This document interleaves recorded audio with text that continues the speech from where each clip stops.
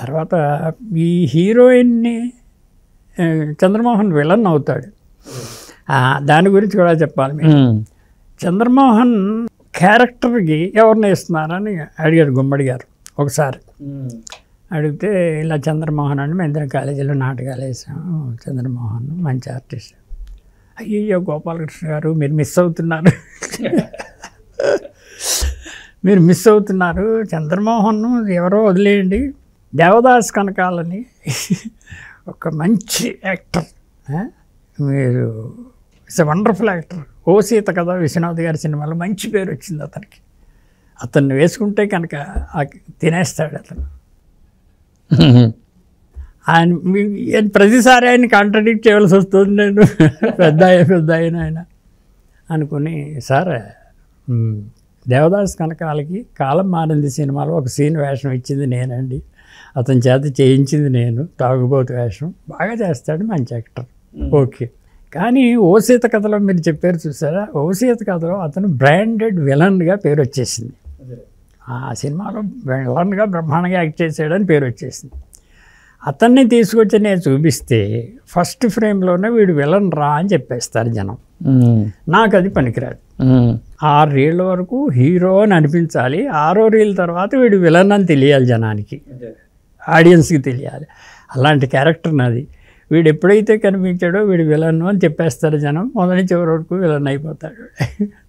So అంచేత అతనికి పనికిరాదండి ఈ వేషానికి. చంద్రమోహన్ 2 విధాలా హీరోయిన్గా పనిచేస్తాడు, విలన్గా చేయగలడు. చంద్రమోహన్ మంచి లీడింగ్లో ఉన్నట్టుగా. లీడింగ్ ఏం లేదు, సెకండ్ హీరోలు రంగులు రావటం ఇలాంటి ఒకటి చేశాడు తప్ప. వాడు అసలు వద్దన్నాడు, విలన్ చేస్తావేంటి నన్ను, హీరోయిన్ అవుతానంటే నువ్వు నా కెరీర్ చెడగొట్టేట్లో ఉన్నావు అని. అలా కాదు, 2 వేషాలు చేయగలవు నువ్వు, నీకు ఆ కెపాసిటీ ఉంది, అంచేత నేను సెలెక్ట్ చేశాను. నేను కెరీర్ దెబ్బతిన్నాను కదా, 2 చేయగలవు. 6 రీళ్ళ వరకు హీరోగా అమ్మాయిని ప్రేమిస్తున్నాడు, పెళ్లి చేసుకుంటాడు అనే ఉద్దేశంలో ఉండాలి. తర్వాత నువ్వు ఎప్పుడైతే మారేవో ఆ సీన్ నుంచి విలన్ అవుతావు. అలాంటి టిపికల్ క్యారెక్టర్ అని చేత నువ్వు చేయాలంటే అతను ఒప్పుకున్నాడు. గుమ్మడి గారు కూడా ఓకే.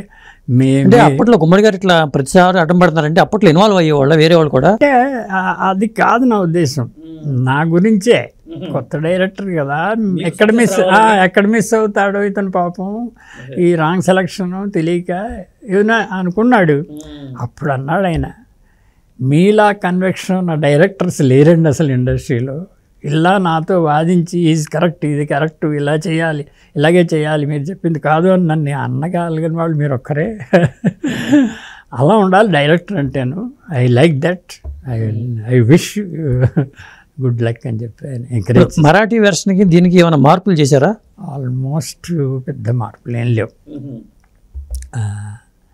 తర్వాత ఇతను బ్యాడ్ క్యారెక్టర్ అని తెలియడం, ఈ అమ్మాయి అతన్ని స్టాబ్ చేసి చంపేయడం, జైలుకి వెళ్ళడం, పనిష్మెంట్ అనుభవించింది, తండ్రి మాట కాదన్నందుకు అనుభవించింది అనేది లక్ష్మణ్. అంటే ఈ సెంటిమెంట్ వర్కౌట్ అవుతుందని ఎలా అనుకున్నారు మీరు?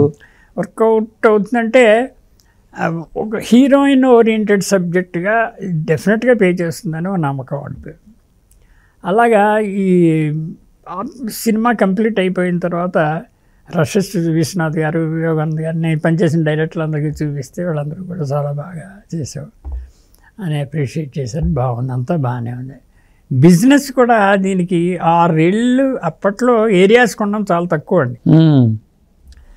6 రీళ్ళు అవగానే కాకినాడ నుంచి ఒక శ్రీదేవి థియేటర్ ప్రొపరేటర్ ఒక ఆయన వచ్చాడు, భాస్కర్ రెడ్డి అని, ఇప్పుడు ఉన్నారో తెలియదు, థియేటర్ ఉంటాయి. ఆయన వచ్చి, సార్ మీ సినిమా చూస్తానండి, థియేటర్ ఉంది నాకు, ఈస్ట్ గోదావరిలో థియేటర్ ఉంది, నేను రిలీజ్ చేసుకోగలను, మీ సినిమా చూస్తానంట. ఇది 6 రీళ్ళే అయిందండి, పూర్తి అవ్వలేదు, ఇంకా పూర్తయ్యాక చూడండి, మీకు నచ్చితే కొనుక్కోవచ్చు అన్న. లేదు సార్ 6 రీళ్ళైనా పర్వాలేదండి, నేను థియేటర్లో అన్ని సినిమాలు చూస్తూ ఉంటాను కదా, నేను జడ్జ్ చేస్తాను అన్నాడు. సరే అంతగా చూస్తానంటే చూడని చెప్పి చూపించాను. 6 రీళ్ళు చూసిన తర్వాత అండి ఎందుకో మరి నా పెర్ఫార్మెన్స్, జయసుధ పెర్ఫార్మెన్స్, అసలు సబ్జెక్టు ఏదో లైక్ చేశాడు అతను. సార్ మా ఒక్క జిల్లాయే కదండి, 7 జిల్లాలు నేను తీసేసుకుంటాను. ఆశ్చర్యం వేసింది, ఏంటో డేరింగ్ యంగ్ బాయ్ అతను అంత డేరింగ్గా తీసుకు. సరేనయ్యా నువ్వు తీసుకుంటావు, నీ దగ్గర డబ్బు ఉంది, కొంటావు, మేము ఇస్తాం, మీరు ఎప్పుడో పూర్తి చేస్తాం, బాగానే ఉంది. థియేటర్స్ రిలీజ్ ఎన్ని జిల్లాలకి థియేటర్ని కావాలి కదా, నీకు ఒకటే ఉండదు థియేటరు. నా పిక్చర్ సఫర్ అయిపోతుంది, నీకు థియేటర్లు మంచివి లేకపోతే అన్నాడు. అలా కాదు సార్, నేను తారక రామ వాళ్ళకి డిస్ట్రిబ్యూషన్ ఇచ్చేస్తాను, వాళ్ళ ద్వారా అన్ని థియేటర్లో మంచి థియేటర్లో వేయిస్తాను మీకు అని ఎష్యూర్ చేశాడు అతను. మరి ఇంతకంటే ఛాన్స్ ఏం కావాలంటే అప్పుడు 7 జిల్లాలకి 375 ఎంతో ఒప్పుకున్నా, డబ్బు ఇచ్చాడు, డబ్బుతో కంప్లీట్ చేసేసాం. పిక్చర్ అంతా అయిపోయింది. రిలీజ్కి నేను విజయవాడ వెళ్ళాను, లక్ష్మీ టాకీస్లో నేను రిలీజ్ అయింది. చేసి ఇంటర్వెల్లో బయటకు వచ్చేవాడు, సార్ నమస్కారం డైరెక్టర్ గారు అన్నారు. నన్ను ఎవరు గుర్తుపట్టారు అనుకున్నా. అయితే ఎలా ఉంది సినిమా ఏంటని, చాలా బాగుంది సార్ సినిమా, ఏదో కొత్త అమ్మాయితో వేస్ట్ చేశాను అని అన్నా. అదేమిటి సార్ అలా అంటారు, అమ్మాయి బాగానే చేసింది, పైగా పెద్ద హీరోయిన్తో వేసి ఉంటే ఆ అమ్మాయికి హీరోయిన్గా వాళ్ళకి పేరు వచ్చి ఉండేది, మీకు పేరు వచ్చి ఉండేది కాదు. ఈ అమ్మాయితో చేశారు కాబట్టి మీకు పేరు వస్తుంది. మీరు బాగా చేశారు సార్, బాగా చేయించారు. ఎవరు అన్నది? ఆడియన్స్లో ఒక అతను. ఓకే, సరే బాగానే ఉంది, అందరూ అప్రిషియేట్ చేశారు. ఆ అమ్మాయి బిజీ అయిపోయింది. నాకు దాంతో లక్ష్మణరావు గోపాలకృష్ణ అని కేఎస్ గోపాలకృష్ణ టైంలో ఇంకో డైరెక్టర్ ఉండేవాడు, అంచేత ఇతను లక్ష్మణరావు గోపాలకృష్ణ. ఎన్ అంటే ఏంటండి మీ ఇంటి పేరు? నిట్టల. కాలేజీ డేస్లోను స్కూల్లోనూ అందరికీ తెలుసు. ఒక్క నా విశ్వనాథ్ గారికి నిట్టల గోపాలకృష్ణ అనేవారు తప్ప మిగిలిన వాళ్ళందరూ లక్ష్మణరావు గోపాలకృష్ణ. అలాంటి కానీ తెలియదు, అసలు జనాల్లో తెలియదు, ఇండస్ట్రీలో తెలియదు. ఎలాంటి రెస్పాన్స్ వచ్చింది దీనికి? చాలా మంచి